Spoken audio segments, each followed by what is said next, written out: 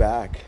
And to start this episode, I want to be honest about something that has been really hard for me: holding my seat on this project. I've waited years for signs of growth, adoption, or anything to confirm that what I saw early on was real. When I first found XRP, it was sitting at around 72 cents a token, and then it dropped to 67 cents, and it sat still for a very long time.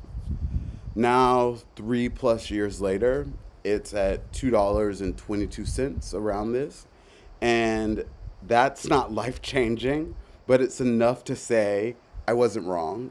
My thesis still holds, and I have to remember this. Recently, the Ripple CTO, David Schwartz, said something that hit me really profoundly. What he said was, a thorn in the side of Ripple is that we can't use the DEX for our own payments. It's obvious we would, and it's endlessly frustrating that we can't.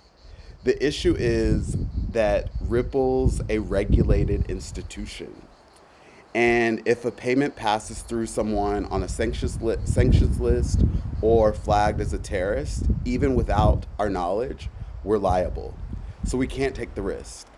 Permission domains will fix that by requiring identity verification.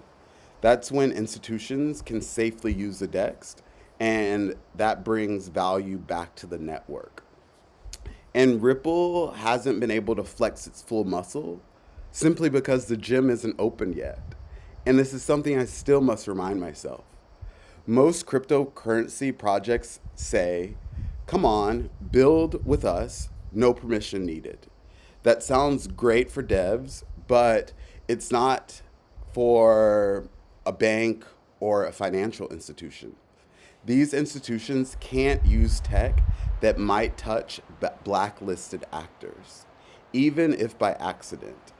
No matter how brilliant the tool is, if regulation isn't clear, they're forced to sit out. But something is shifting. Scott Bessent, who was sworn in as the U.S. Treasury Secretary on January 2025, has been really vocal lately about this administration's economic plan. It's a three-legged stool of trade, taxes, and deregulation. He's hinted that the new policy announcements are coming even this week to loosen regulatory chokeholds, to offer tax incentives to institutions, and to promote domestic financial activity. If that deregulatory message reaches the SEC or the CFTC, Ripple may already be positioned to step forward. Ripple is now sitting at the intersection of several key developments. One, a multi-year lawsuit with the SEC that appears to be nearing its final chapter. Two, a U.S. banking license application awaiting approval. And third, two landmark crypto bills in the U.S. heading towards legislation. The first bill, the FIT21 Act, outlines how digital assets should be regulated, splitting oversight between the SEC and the CFTC, and finally helping define what's a security and what's a commodity. Second, the Genius Act, which is another bill, and it encourages blockchain innovation while protecting consumers, offering clear rules and a compliant path forward for companies like Ripple. Ripple's been building as if these rules were already in place, years ahead of the curve. So when regulation does arrive, they're not just ready, they're already moving.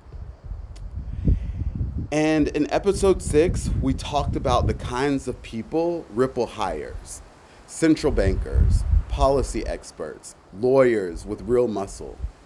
So I had to ask myself, what is Ripple actually building that demands this level of access, credibility, and patience? The answer is kind of clear, for me at least. They're building infrastructure, the kind that can plug directly into existing financial systems, and upgrade it from the inside out. Ripple's not chasing hype. It's preparing to move trillions, but only once the lights turn green, which is really hard to sit and wait for the lights to turn green. This isn't a roadmap. It's already working in over 70 countries around the world. RippleNet, a global payments network connecting banks and fintechs, replacing outdated siloed systems with instant settlement tools. ODL, which is on-demand liquidity that lets banks move money across borders without pre-funded accounts. It uses XRP to bridge currencies, freeing up capital and dramatically speeding up transfers. The XRPL, which is the XRP ledger, it's a decentralized blockchain that can tokenize real-world value from carbon credits to real estate to CBDCs. Over 1,500 transactions per second. Finality in 3 to 5 seconds. Plus the Medico acquisition. In 2023, Ripple acquired Medico, a Swiss-based digital asset custody provider. It's like a digital vault for institutions that need secure, compliant crypto storage. Medico operates globally and meets strict regulatory standards, making Ripple custody making Ripple's custody game bank grade. And so basically, in Switzerland, it's a neutral country that abides by the strictest regulatory guidance in almost the entire world. So if it meets the standards in Switzerland, it meets the standards everywhere. For years, Ripple built towards a world that didn't exist yet. Now the world is coming online. In Europe, there's a new crypto regulatory framework, the MiCA bill or legislation, and it's in full swing.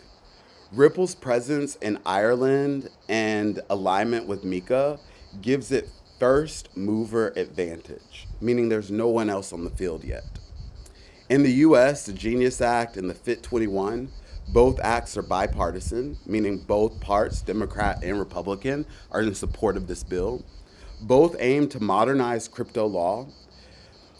Ripple is tailor-made to operate under these conditions, not as an outsider, but as a native player in this new system. For decades, the US dollar was king in global trade. That dominance is beginning to erode. In 2023, French energy giant Total Energies paid for LNG from China in yuan, which is the gas company, like the big gas company in China. But they paid for it in yuan versus using the US dollar. This is a first. The US dollar has always been used to have these kind of payments settled. Macron, the president of France, traveled to Beijing soon after, calling for strategic autonomy from the US dollar. France even requested to attend the BRICS summit. What was once a fringe movement, de-dollarization that many said would never happen, is now being flirted with by G7 nations. They're not looking for chaos. They're looking for currency agnostic neutral infrastructure. And Ripple fits that bill. A blockchain system that doesn't threaten banks, it upgrades them. RLUSD was just announced, but it's just not another stablecoin. One, it's fully backed one-to-one by the US dollar, held in US banks. It's issued on both Ethereum and the XRPL, and it's designed for institutions' use with full transparency. It pairs perfectly with XRP. XRP equals speed and liquidity. RLUSD equals stability and compliance. Together, they create a complete value transfer system that works across all borders. Ripple isn't positioning next to the financial system. It's building directly into it. Ripple has applied for bank licenses in both the US and in Europe that could allow Ripple to, one, hold and move customer funds, two, offer fiat and cryptocurrency custody, and three, access central bank payment systems like FedNow. That's not a crypto project move. That's a full stack finance institution in the making. Ripple also recently acquired Hidden Road, a prime brokerage firm for digital assets. Most people have never heard of it, and I hadn't either. But in institutional finance, that's where the real leverage lives. Think of Hidden Road as a private concierge for hedge funds and asset managers. When moving $50 million around, you don't want to be logging into 10 different platforms or exchanges. You want a trusted operator to route the funds, manage the trades, and avoid any regulatory missteps. Hidden Road does that, specifically for digital assets. And why this matters for Ripple. Ripple has the infrastructure, the XRP ledger, ODL, on-demand liquidity, RLUSD, the stablecoin, and the ability to custody. What they didn't have until now was an on-ramp for big institutions. Hidden Road is that on-ramp. Ripple built the high-speed train. Hidden Road is the private terminal that lets VIP passengers board seamlessly. Let's say a hedge fund in New York wants to send $50 million to a partner in Singapore. In the old system, it would take 2 to 3 days minimum. Exchange rate slippage would occur, and there would be huge fees implied. But with Ripple and Hidden Road together, one, the hedge fund contacts Hidden Road directly, and they say, send $50 million via Ripple's rails. Then, Hidden Road handles everything. XRP for liquidity, RLUSD for price stability, and XRP Ledger for instant transparent settlement. The partner in Singapore receives full value in their local currency, fast, secure, and compliant. That's not a white paper. That is a financial upgrade. And what I mean by white paper, it's not written on a piece of paper just to talk about what could happen. This is real world use case being put into play right in front of our eyes. So in closing, everything we've talked about in this episode, from regulatory clarity to custody to prime brokerage to bank licenses, it's already in motion now. And the people at Ripple, they aren't hired to play catch up. They were hired to build for this moment.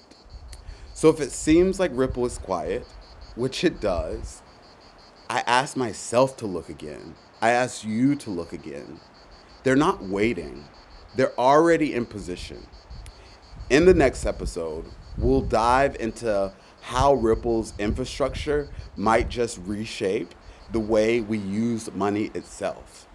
Not in theory, but in everyday systems we interact with. And even if we'll see them, we might not even see the benefits because this is happening in the plumbing, in the infrastructure. We don't ask how the money moves when we swipe our credit card. We just trust that it will move in the moment that we need it when we swipe our credit cards. Thank you for joining me again. I hope you're enjoying this deep dive into XRP. And I will say, I'm so excited to be back. I'm so excited to dive deeper into this. So please give me a like, subscribe, ask a question. Let's understand what this new technology is that's building right in front of our eyes. Until next time, see you again.